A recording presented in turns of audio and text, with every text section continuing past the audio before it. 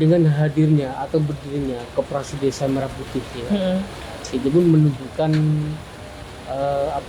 adanya perputaran ekonomi, adanya peningkatan ekonomi, mengurangi pengangguran, mengurangi kemiskinan. Karena apa? Karena disondingkan juga dengan makan bergizi gratis. Oh, di desa A ini ada pembudidaya ikan.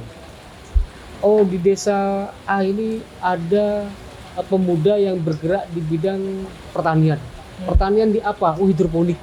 Oke. Nah, artinya apa? Sudah termonitor, sudah terdata.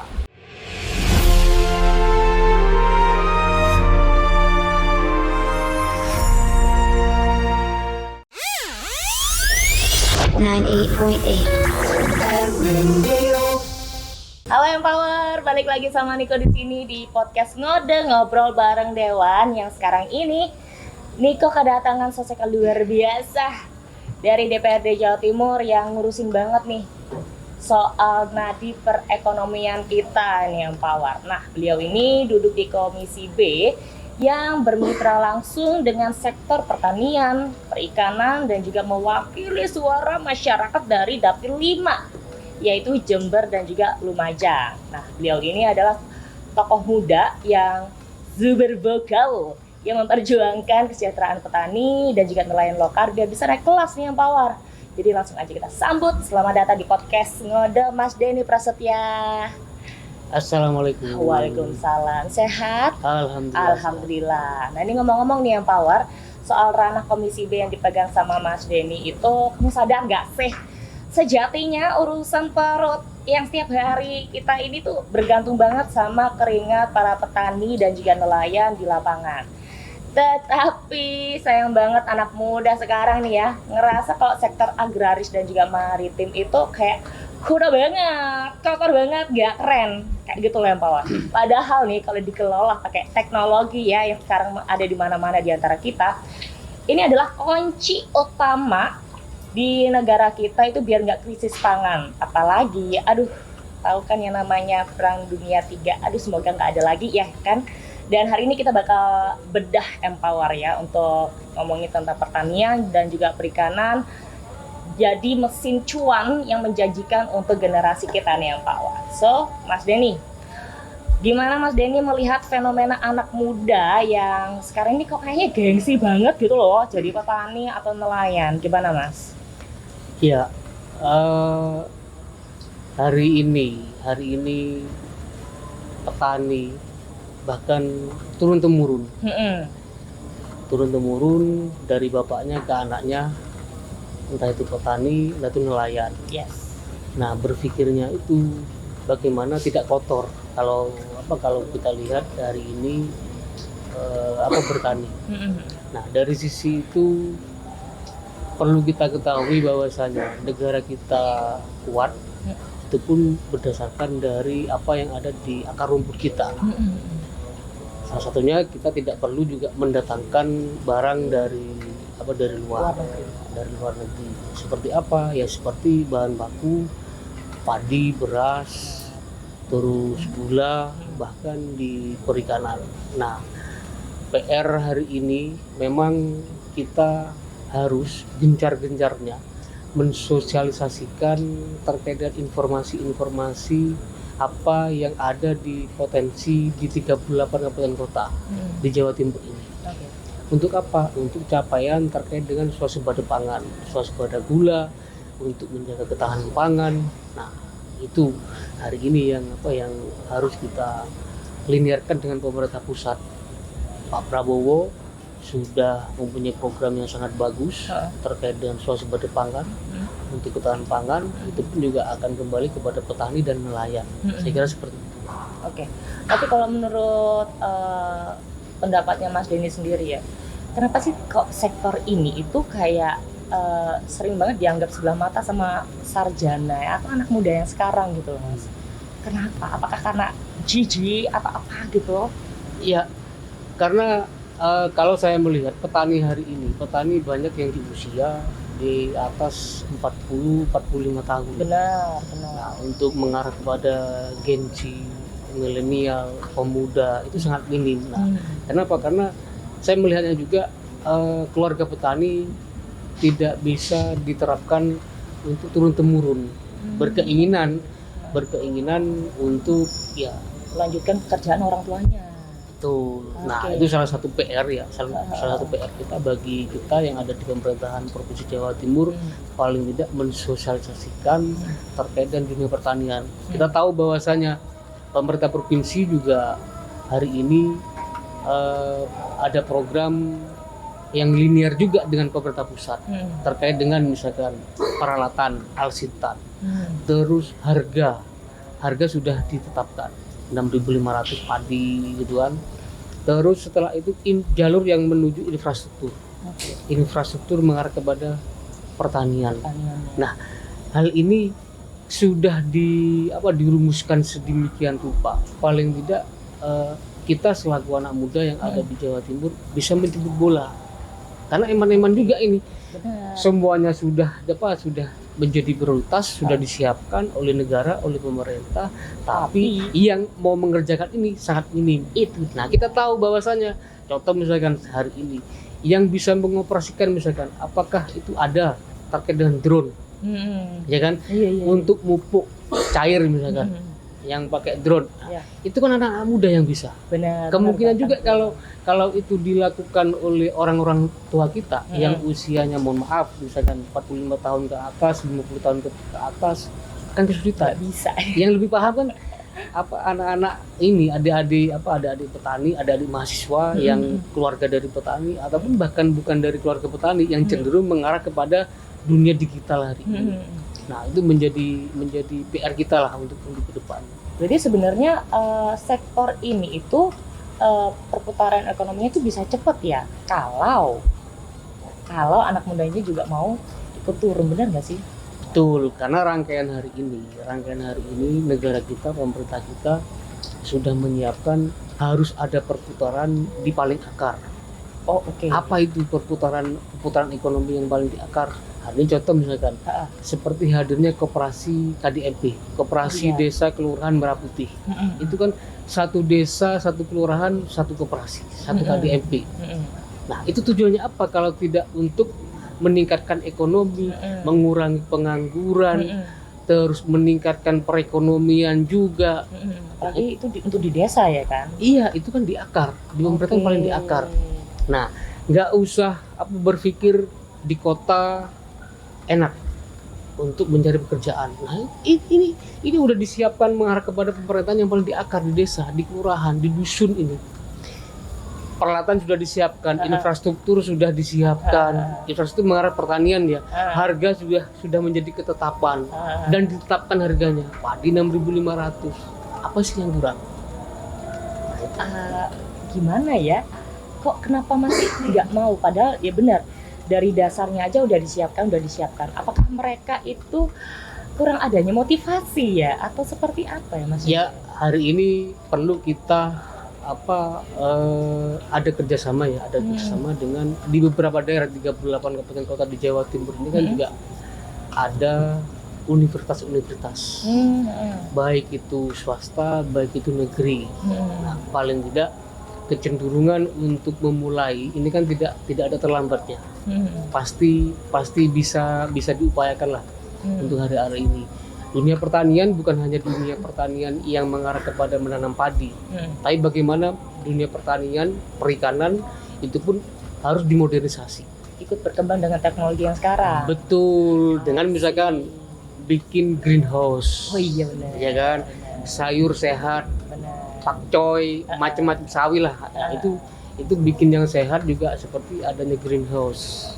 Nah, di situ juga paling tidak dari turut serta dari universitas, akademisi, mahasiswa-mahasiswi, di situ paling tidak ada informasi-informasi atau ada kerjasama dengan pemerintah jemput bola atau pemerintah provinsi. Seperti kemarin kita ada kerjasama juga dengan universitas ini di Unira di Malang, tapi kita kerjasama juga dengan menggait juga dengan organisasi kepemudaan. Nanti kita sondingkan ini, Nah, di situ juga ya ya yang ringan-ringan, memperkenalkan dunia pertanian, benih padi, terus peralatan, terus jalur infrastruktur. Nah, seperti alhamdulillah respon dari universitas itu juga baik gitu. Berarti itu salah satu cara untuk perkenalan dulu, ya kan? Perkenalan dulu, dikasih pemanasan dulu lah ya. Iya. Pemanasan dulu biar teman-teman dari kampus ataupun organisasi juga tertarik, karena sebenarnya dari pertanian ini juga udah bersanding dengan teknologi.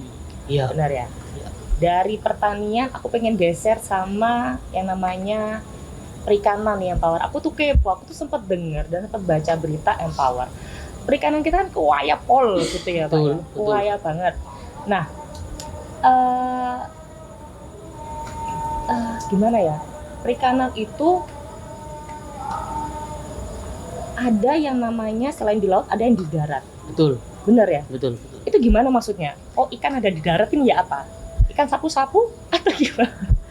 Jadi kalau di laut itu kan ada air payau juga, ada air asin gitu kan. Nah, di darat pun juga ada. Banyak juga teman-teman petani pembudidaya ikan di 38 kabupaten kota di Jawa Timur itu, seperti daerah Matraman misalkan, Tulungagung, Kediri, Bojonegoro, terus Lamongan, Pacitan, mengarah lagi kepada Madura Raya, Surabaya pun juga ada, Sidoarjo juga ada, Malang juga ada, Malang Raya, Tapal Kuda, Jember, Lumajang, Situbondo, Bondowoso. Nah, dari sisi itu hari ini kita harus cermat, melihat potensi-potensi yang ada di daerah kita masing-masing. Atau misalkan banyak petani, banyak pembudidaya ikan yang hari ini caranya itu dimodernisasi. Yang awalnya itu pakai kolam tanah, hari ini sudah banyak mulai berubah, beralih. Tapi tidak meninggalkan ilmu-ilmu yang sudah diterapkan, yang sudah ada, yang melekat pada di kelompok-kelompok petani, pembudidaya ikan itu. Cuma hari ini harus memang modernisasi, karena hari ini juga kita sondikan, misalkan kita tahu adanya makan bergizi gratis. Ya.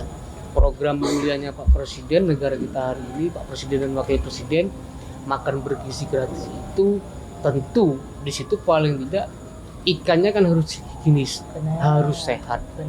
Iya kan? Nah, tentu pola-pola budidaya ikannya harus mengikuti, harus sehat juga. Pakannya pakai apa gitu kan, bukan asal-asalan gitu kan. Nah, karena ini nanti arahnya kan dikonsumsi oleh manusia. Untuk makan bergizi gratis, dibikin sesehat mungkin. Iya, harus itu. Seefisien mungkin dari kesehatan dari ikannya sendiri. Betul. Misalkan nih, yang awalnya itu kolamnya pakai tanah. Misalnya hari ini dimodifikasi pakai kolam terpal. Bioflok.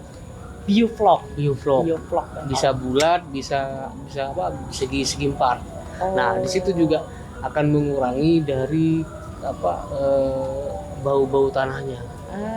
Karena kalau sudah di bioflok, sudah terpal, itu pun juga secara otomatis ikan itu juga tidak ada di tanah, dan secara otomatis tidak bau tanah. Iya. Tapi kembali, kalau ikan itu juga tidak dirawat, tidak dirawat secara intensif, jangankan tanah, sertifikat tanahnya pun juga akan habis. Kan itu. Izin baik. Ya udah, nanti kita akan balik lagi, Empower masih di podcast. Ini ada podcast ngobrol bareng sama Dewa.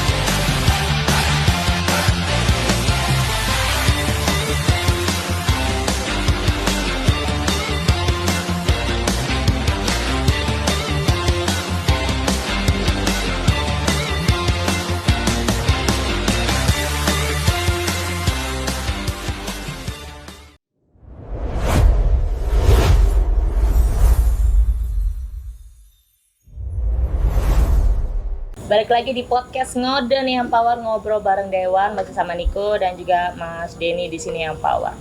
Kita mau nyambungin Empower tentang obrolan tentang perikanan dan juga pertanian ke kinerjanya. Nah, di sini nih Empower untuk masuk ke ranah dewannya nih, Mas. Apa aja sih terobosan dari Komisi B untuk modernisasi alat pertanian dan juga perikanan di Jawa Timur? Ya, jadi memang anggaran pemerintah provinsi kan terbatas. Ada di TKD untuk pengembalian yang di pusat. Nah, tentu tidak mengurangi rasa semangat juga teman-teman OPD, DKP, Dinas Kelautan dan Perikanan, baik itu juga pertanian, supporting untuk kegiatan di pertanian dan perikanan. Nah, dari sini tentu tidak semena-mena. Artinya semena-mena ini ada kelompok budidaya ikan baru, lalu bisa mendapatkan program. Tentu di situ juga perlu adanya verifikasi juga. Baik. Verifikasi dari pemerintah daerah, kerjasama dengan pemerintah daerah, kabupaten, kota, yang di situ nanti ada ketentuan-ketentuan, syarat-syarat yang harus dilengkapi. Atau misalkan ada pembudidaya ikan, karena banyak juga budidaya ikan yang ada di budidaya ikan ataupun kelompok tani ya, yang ada di Jawa Timur itu masih belum begitu memahami bagaimana nih proses untuk misalkan mengambil program peralatan arsitan ataupun seperti kolam bioflok dari pemerintah provinsi Jawa Timur. Nah, di situ ketentuan-ketentuan yang harus dipenuhi. Contoh misalnya contoh kecilnya yang bisa mengakses, yang bisa mendapatkan adalah kelompok budidaya ikan. Kalau di budidaya ikan, di perikanan, budidaya ikan itu harus berdiri kurang lebih minimal 2 tahun. Nah, di situ juga perlu juga adanya pembinaan dari pemerintah daerah, dari kabupaten kota. Nah, di situ juga perlu juga adanya surat keputusan dari pemerintah yang paling di akar di desa dan kelurahan.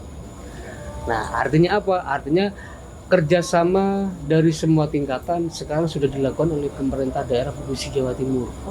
Terkait dengan monitoringnya, ada berapa ini kelompok budidaya ikan yang ada di Jawa Timur di 38 kabupaten kota. Ada berapa kelompok tani yang ada di Jawa Timur. Karena yang bisa mengakses seperti peralatan pertanian itu, ini kan juga kelompok tani. Kelompok tani ini yang sudah masuk di database-nya Dinas Pertanian setempat, di kabupaten setempat. Nggak bisa ujuk-ujuk bikin kelompok tani, setelah itu mendapatkan program. Jadi semuanya detail, semuanya terverifikasi oleh pemerintah daerah, kerjasama juga dengan pemerintah daerah. Berarti sebenarnya sebelum adanya verifikasi dari Dewan, ini dari anggota Dewan sudah memelihara dulu ya selama 2 tahun ini atau seperti apa? Ya, jadi sebetulnya kan juga banyak nih kelompok tani yang kalau di tahun 2024 kemarin kan banyak banyak keluh kesah dari petani. Contoh misalkan pupuk sulit, gitu kan, pupuk sulit. Tapi hari ini kan tidak. Hari ini sudah negara kita hadir, bahkan bukan hanya di pupuk, tapi seperti peralatan, terus infrastruktur dan harga pun juga sudah ditetapkan.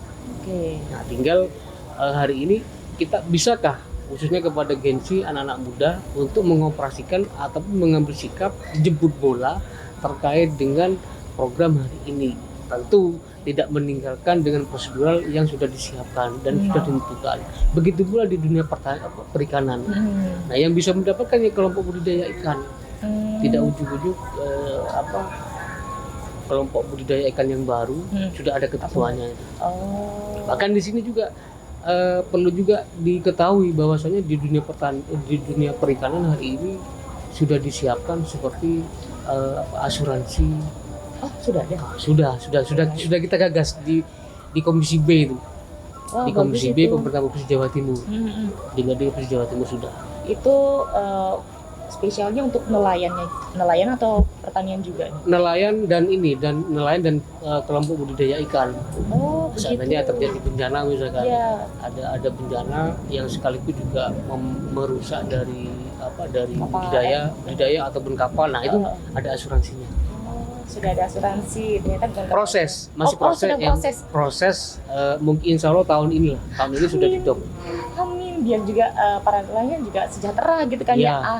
betul. Tenang juga kalau misalnya ada badai, ini kan lagi akhir-akhir ini lagi sering badai nih. Iya. Apalagi buat nelayan yang di laut, aduh badainya waalaikumsalam gitu ya kan. Jadi biar Bukan hanya di asuransi, tapi ada pembinaan untuk kedepannya, baik itu nelayan yang di laut, baik itu pembudidaya ikan yang ada di daratan, terkait dengan pembinaan untuk jangka panjangnya. Karena hari ini pemerintah provinsi pun juga berpikir untuk peningkatan ekonomi itu salah satunya ya dari sektor ini, dari perikanan ini. Oke. Terkait dengan apa?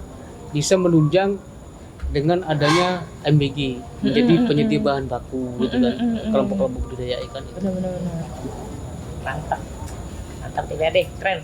Nah, ini apa dari Dewan ya, ada insentif khusus nggak dari pemerintah untuk menarik Gen Z ya, biar mau bikin yang namanya startup di bidang teknologi pertanian nih?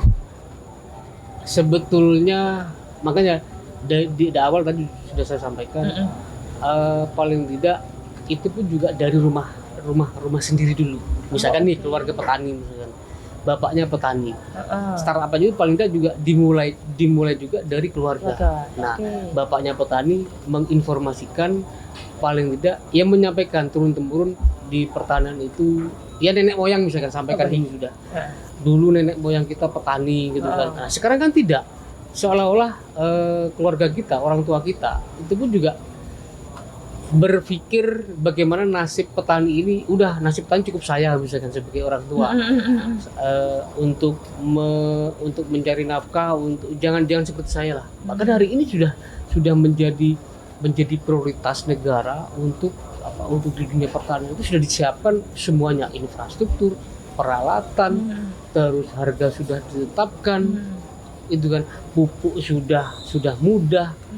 Nah, saya kira hanya hari ini butuh penyampaian secara masif, ada kerjasama juga dengan akademisi, dengan universitas, dengan kampus-kampus, dengan mahasiswa, bahkan untuk ya harus kita suarakan itu untuk mengarah kepada Gen Z, pemuda dan mahasiswa.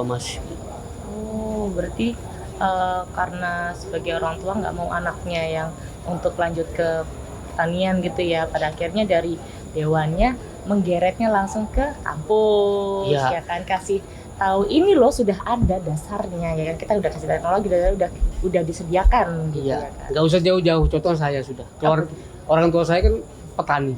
Gitu kan.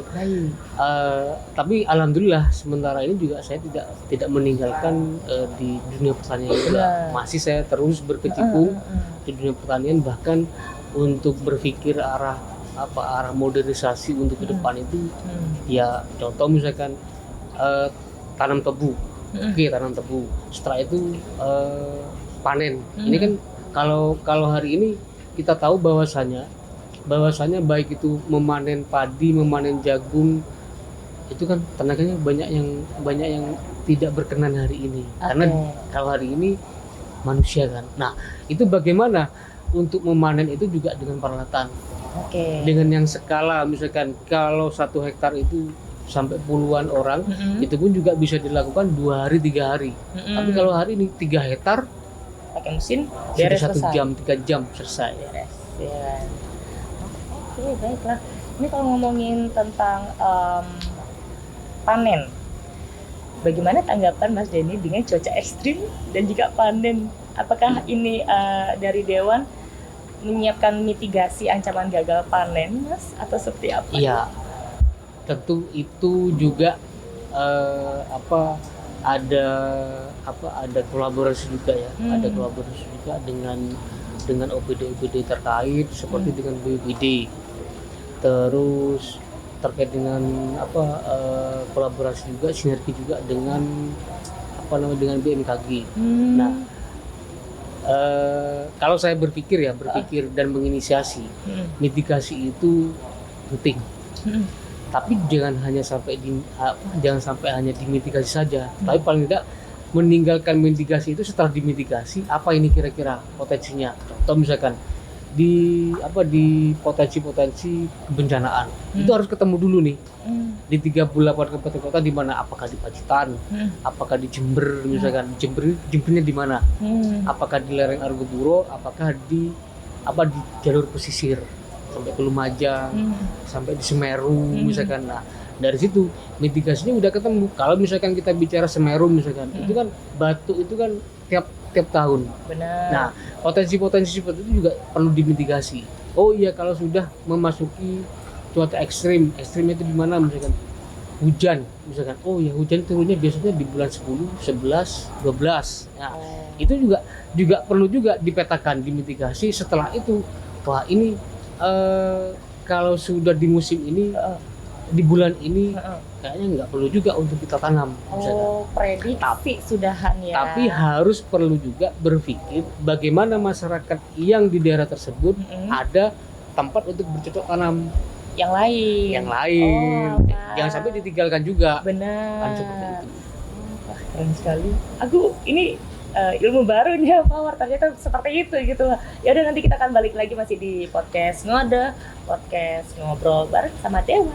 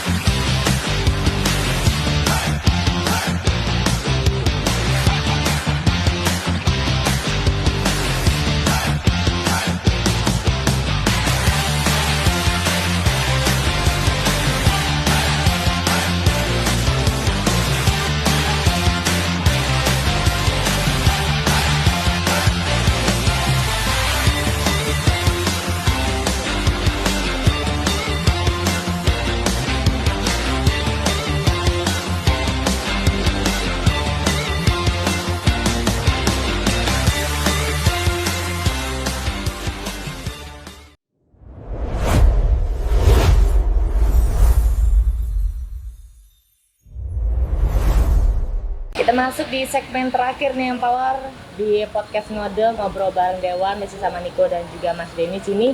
Yang kali ini kita ngomongin tentang percuanan. Yes, ini perlu nggak sih Mas sebenarnya untuk anak muda yang mau berbisnis gitu, hasil bumi ini langsung dibikin kemasannya estetik dan jualannya langsung ke platform e-commerce, perlu nggak kira-kira? Saya kira sangat perlu sekali ya. Oke. Sangat perlu sekali, karena yang pertama hari ini penunjang dari kesemuanya itu, misalkan kita bertani, setelah itu hasilnya nanti mau diapakan. Nah, bahkan bukan hanya hasil buahnya saja atau hasil dari budidaya saja. Bagaimana dengan limbah yang sudah dipanen, seperti padi, itu kan ada tangkainya. Misalkan jagung, sudah panen jagung. Tangkai jagungnya ini mau dibikin apa? Nah, itu kan bisa diolah. Benar. Bisa diolah untuk pakan ternak. Yang bisa memungkinkan untuk pakan ternak. Yang tidak bisa, atau ini cocoknya untuk kompos. Diolah juga, difermentasi untuk dijadikan pupuk kompos. Nah, itu kan juga ada cuan di situ. Ladang bisnis juga ya. Ladang bisnis juga, apalagi kalau sudah misalkan ternak, misalkan kambing. Ada 1000 kambing misalkan. Mohon maaf, seperti kohen gitu kan. Siap. Kohen ini kan kotoran hewannya. Kotoran hewannya kan juga bisa untuk pupuk kompos. Gitu. Sebenarnya semuanya itu bisa dicuanin ya. Betul, asalkan ada kemauan, ada niatan, terus ya nggak perlu patah semangat sih. Bener. Semangat juga untuk mengajak warga desa yang ada di situ, ya kan? Betul. Kan juga bisa jadi lapangan pekerjaan ya kan? Iya. Nah, keren banget. Nah, ini untuk Mas Denny. Tadi sempat disinggung yang namanya drone, ya kan? Memberi pupuk. Iya. Setuju nggak kalau tren smart farming ini kayak pakai drone atau sensor cuaca itu kunci utama untuk menarik minat Gen Z, Mas? Iya, karena kalau menurut pemahaman saya, pemikiran saya, yang bisa mengoperasikan itu kan anak muda, Gen Z, milenial itu kan yang seneng apa pakai smartphone, pakai ini Android, pakai HP, tahu bahwasannya hari ini mau makan juga online, mau kemana-mana pakai online gitu kan. Itu sudah dilakukan kemungkinan gencar-gencarnya itu pada waktu COVID gitu kan. Iya, benar. Pada waktu COVID. Nah hari ini ada tuntutan juga dunia digitalisasi. Oke. Pupuk cair juga pakai drone, sensor tentu juga. Teknologi. Misalkan nih, iya ada salah satu misalkan ada punya inisiasi universitas yang ada di Indonesia atau di Jawa Timur misalkan bikin teknologi yang sekiranya itu juga ini hama misalkan hama penyakit akan datang, akan tiba pada waktu di lahan pertanian yang ada di miliknya petani. Nah, itu kan juga inisiasi dari akademisi ataupun dari universitas yang mengarah kepada dunia teknologi. Gimana caranya? Nah, itu yang lebih paham kan teman-teman dari universitas ataupun dari teman-teman teknologi. Iya. Dari situ bagaimanakah cara mengusir hama seperti tikus misalkan. Nah, itu kan juga perlu juga diterapkan. Nah, petani ini tidak bisa hanya mendengar, ini pakai obat ini, ini pakai alat ini, nggak bisa, harus diterapkan. Benar, langsung eksekusi dong. Betul. Ya kan. Jadi kayak nggak perlu standby 24 jam di sawah malam-malam, klontang ini. Aku tahu ya. Kalau misalkan contoh ada burung-burung hantu itu dia. Itu sekarang mungkin perlu dimodernisasi pakai dunia digital misalkan, pakai alat misalkan. Nah, itu juga sangat dibutuhkan hari ini. Ini menarik sih. Tapi Mas, ada kesalahan yang paling fatal nggak yang dibikin sama Gen Z untuk pertama kali nyoba ternak atau tanam sistem hidroponik? Ya dari situ kan tentu butuh proses ya. Butuh proses, tidak bisa ujuk-ujuk karena ini pun juga panjang kalau saya lihat, saya amati. Karena kalau hanya berproses, hanya menanam, tapi tidak bisa mengeluarkan barang, ini kan juga masalah. Nah, tapi berpikirnya itu bagaimana semuanya terintegrasi. Contoh misalkan bikin hidroponik itu sumber daya manusia mumpuni, sumber daya alam ada, gitu kan. Ditunjang juga dengan teknologi modern hari ini. Kenapa seperti itu? Misalkan aliran air untuk pengairan itu pun nggak perlu disiram. Artinya nggak butuh tenaga, sudah ada alat yang itu sudah bisa diatur. Misalkan mau disiram, mau dipupuk, disiram 3 kali sehari kah, atau aliran air itu mengalir sendiri. Nah itu sudah terjadi. Nah tapi di sisi lain jangan lengah juga, bagaimana pasarnya. Ini kan harus juga terpikirkan. Jangan sampai kita menanam terus setelah itu mau dikemanakan ini. Tentu juga hari ini pemerintah daerah seperti pemerintah Provinsi Jawa Timur juga berpikir bagaimana dunia pertanian, anak-anak muda tertarik kepada dunia pertanian. Salah satunya ya terkait dengan pangsa pasaran juga. Bikin pasar, contoh misalnya pasar murah itu kan semua juga ada hasil pertanian, ada beras, ada gula, ada ikan, ada hasil dari hidroponik. Semuanya ada, bahan pokok semuanya ada, pangan semuanya ada. Betul. Nah itu pun juga biar ketertarikan yang ada di daerah-daerah, utamanya kepada adik-adik Gen Z atau milenial pemuda yang ada di desa dan kelurahan. Nah ini masih ngomongin anak muda yang bisa dibilang kayak nggak sabaran banget pengen dang cuan gitu loh. Jadi gimana caranya melatih mental dan kesabaran teman-teman Gen Z ini untuk dalam berbisnis ini, Mas? Iya, kalau di dunia pertanian, dunia perikanan ini kan juga tidak bisa bisa instan. Butuh proses juga. Benar. Contoh harus memahami kalau dunia perikanan misalkan pH air. Diukur air, ini air keruh ini seperti apa? Mabuk apa enggak ikannya? Misalkan. Kalau mabuk itu juga ini harus apa obatnya? Apakah ikan itu sakit kepala? Kalau sakit kepala ya pakai obat sakit kepala, jangan sampai pakai obat sakit perut kan gitu. Harus tahu juga.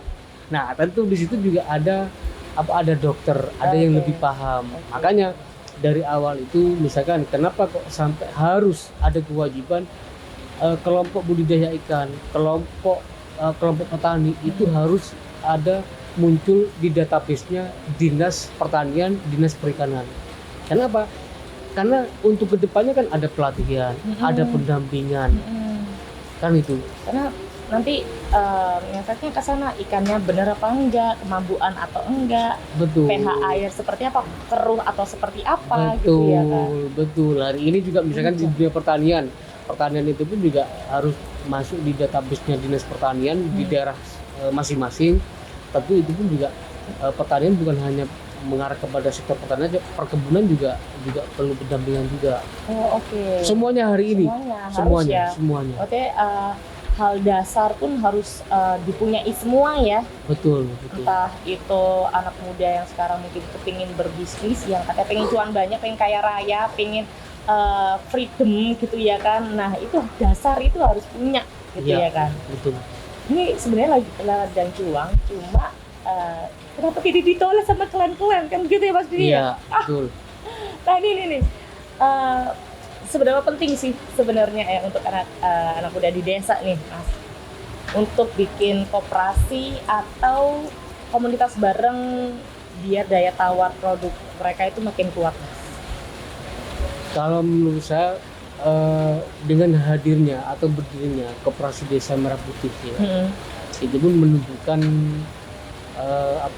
adanya perputaran ekonomi, adanya peningkatan ekonomi, mengurangi pengangguran, mengurangi kemiskinan. Karena apa? Karena disandingkan juga dengan makan bergizi gratis hari ini. Nah, makan bergizi gratis itu potensinya paling tidak bagaimana di daerah, misalkan di desa A, di kelurahan A, misalkan di desa A itu ada apa sih kira-kira potensinya? Oh, di desa A ini ada pembudidaya ikan.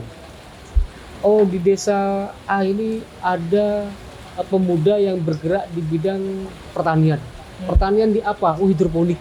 Oke. Nah, artinya apa? Sudah termonitor, sudah terdata. Nah, sekaligus hari ini ngapain juga hadirnya Koperasi Merah Putih itu kalau tidak memperdayakan yang ada masyarakat di desa. Karena ingat, satu desa satu koperasi. Oke. Nggak mungkin juga pengurusnya itu dari luar desa. Pasti di desa tersebut. Oke. Nah, secara otomatis barang ataupun produk hasil budidaya yang ada di desa itu, ya maksudnya ke koperasi itu. Nah, setelah itu keluar lagi. Oke. Apalagi hari ini ada makan bergizi gratis gitu kan. Ada makan bergizi gratis, tentunya juga bisa menunjukkan budidaya potensi yang ada kembali lagi kepada masyarakat yang ada di daerah tersebut. Terakhir nih mas.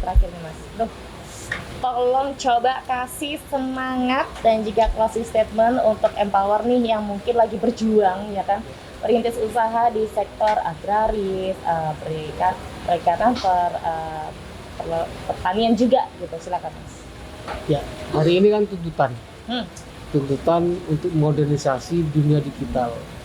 Jangan pernah menyerah, bergerak, berjejak, berdampak. Sudah aja. Bergerak, berjejak, berdampak. Itu dia spesial buat Empower, kata-kata hari ini dari Mas Denny nih Empower. Hai. So terima kasih banyak buat Mas Denny. Aduh, aku pengen ngobrol panjang sebenarnya, tapi next time lagi ya Mas ya. Oke, kalau gitu terima kasih Empower udah di podcast Ngode. Kita ketemu lain hari ya. See you, bye-bye. 98.8